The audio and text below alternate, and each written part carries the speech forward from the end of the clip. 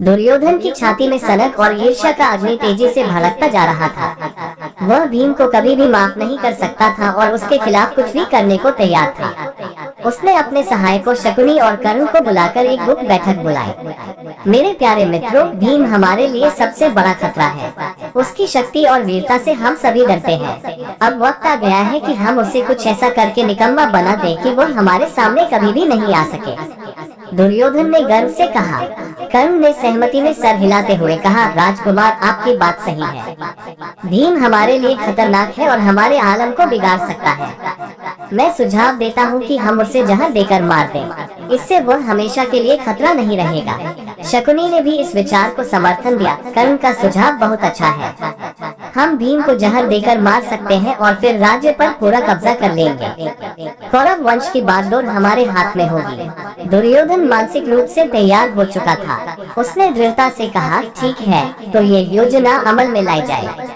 कर्ण, तुम जाकर उस भद्दे भीम को रात में जब वह अकेला होगा जहर देकर मार देना। हम फिर इसका बखान कर सकेंगे कि उसकी मौत किसी दुर्घटना में हुई है।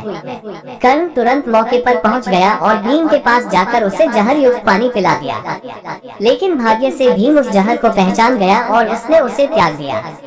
वह अचानक उछलकर उठा और कर्ण की ओर खड़क उठा। तू क्या करने आया है यहाँ कुपुत्र? अब मेरे हाथों से तेरी जान जाने वाली है। भीम ने गर्जना करते हुए कहा। कर्ण डर के मारे भाग खड़ा हुआ। उसने दौड़कर दुर्योधन और शकुनी को सब बता दिया। अब दुर्योधन बहुत चिंतित हो गया।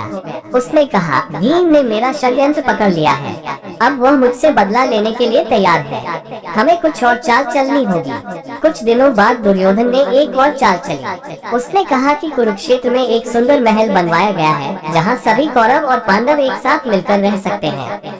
भीम को इस महल में भेजकर उसे जला देना था। भीम कुछ भी संदेह नहीं करते हुए उस महल में पहुंच गया। लेकिन कृष्ण को इस पूरी योजना का पता चल गया। वह तुरंत पांडवों के पास पहुंच गए और उन्हें इस षड्यंत्र के बारे में सतर्क कर दिया। भाइयों, दुर्योधन ने एक और षड्यंत्र रच डाला है। उसने तुम्हारे लिए एक सुंदर महल बनवाया है, लेकिन वह इस महल को आग लगाकर जलाने का प्लान बना रहा है ताकि भीम जलकर मर जाए। कृष्ण ने सावधान करते हुए कहा।